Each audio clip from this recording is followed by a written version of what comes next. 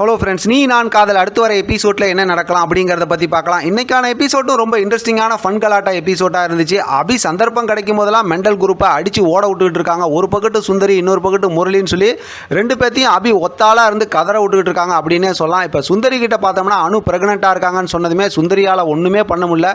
உடனே அந்த உண்மையை தெரிஞ்சுக்கணும் அப்படின்னு சொல்லிட்டு ஆகாஷ் அனு ரூமில் போய் ஒட்டு கேட்க போனாங்க. அந்த நேரத்தில் பார்த்தா திருடன்னு சொல்லிட்டு இப்போ கரெக்டாக வந்து வீட்டில் இருக்க எல்லாத்து கையிலையும் பெரிய பெரிய கட்டையை எடுத்து கொடுத்து துரத்த ஆரம்பிச்சிட்டாங்க. போய் கார்டனில் ஒளியும் போது அந்த மென்டல் முரளி வந்து வசமாக மாட்டிக்கிட்டாங்க. நாளைக்கான எபிசோடில் என்ன நடக்குன்னு இன்னைக்கான எபிசோட் லாஸ்ட் ப்ரொமோலேயே காட்டிட்டாங்க. இப்போ ஒரு பக்கத்து சுந்தரியை காப்பாற்றி விட்டுட்டு அந்த போர்வையை எடுத்து போத்திக்கிட்டு முரளி இருக்கிறத பார்த்துட்டு எல்லாரும் திருடன் நினச்சி போட்டு அடின்னு அடித்து பெண்டை நிமித்திக்கிட்டு இருக்கிறாங்க. கதறுன்னு முரளி கதறிக்கிட்டு இருக்காங்க.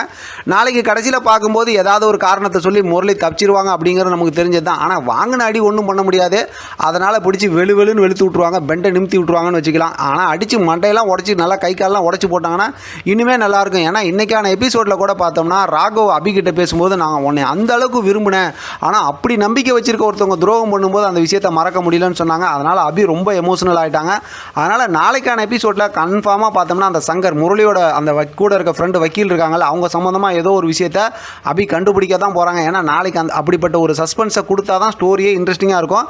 ஏன்னா இந்த வாரத்துக்கான ஒரு ஸ்கிரிப்ட் ஸ்டோரியே வந்து அதுதான். ஆனாலும் அது பெரிய விஷயம் இல்லை அப்படிங்கிறனால தான் இடையில கொஞ்சம் அப்படி ஃபன் கலாட்டெல்லாம் நிறையா கொடுத்துட்டாங்க. அதனால் நாளைக்கான எபிசோடில் கன்ஃபார்மாக பார்த்தோம்னா அபி வந்து அந்த சங்கருங்கிற வக்கீல் சம்மந்தமாக ஏதோ முக்கிய ஒரு ஆதாரத்தை கண்டுபிடிப்பாங்க. இல்லாட்டி அந்த சங்கர் வக்கீலே பார்த்து பேசுவாங்க. அப்படி பேசும்போது அந்த சங்கர் வந்து இந்த மாதிரி என்னையே தேடி அபி வந்துட்டாங்கிற விஷயத்த முரளிக்கிட்ட சொல்கிறது கூட வாய்ப்பு இருக்குது. ஆனால் முரளி வந்து அந்த மாதிரி ரெக்கார்டு அது வந்து இவங்க ரூம்குள்ளார வைக்கிறாங்கல்ல, அந்த விஷயத்தை கண்டுபிடிச்சாங்கனாலும் அதுவும் செம்ம பெரிய ட்விஸ்ட்டாக இருக்கும். இது மட்டும் இல்லாமல் இப்போ ராகவோட அந்த கபோர்டில் அவங்க ரூமில் அந்த லெட்டர் ஒன்று இருந்துச்சு, அபி எழுதுனாங்கன்னு சொல்லி நினச்சிட்டு இருக்காருல, அந்த லெட்டர் தான் இவங்க தான் அப்படியே மென்று சாப்பிட்டு பெரிய வில்லத்தனம்லாம் பண்ணியிருக்காங்கல்ல. அப்போ அந்த லெட்ரு காணாங்கும் போது ஒருவேளை ராகவுக்கு வந்து அபி மேலே சந்தேகம் வருமோ அப்படிங்கிற மாதிரியும் யோசிக்க தோணுது. ஆனாலும் சாவி இருக்கிறது தான் அபிக்கு தெரியாது. அதனால் வந்து அடுத்தடுத்து நிறையா நமக்கு ட்விஸ்ட் அண்ட் டர்ன்ஸ்லாம் நிறையா ஸ்டோரியில் காத்துக்கிட்டு இருக்கு. எப்படி பார்த்தாலும் தெலுங்கு வெர்ஷன்லேருந்து டிஃப்ரெண்ட்டாக போனாலும் இன்ட்ரெஸ்டிங்காக கொண்டு போகிறாங்க. இது சம்மந்தமாக ஏதாவது ப்ரோமோ வந்துச்சுன்னா அதை வச்சு நம்ம ரிவ்யூ பார்க்கலாம்.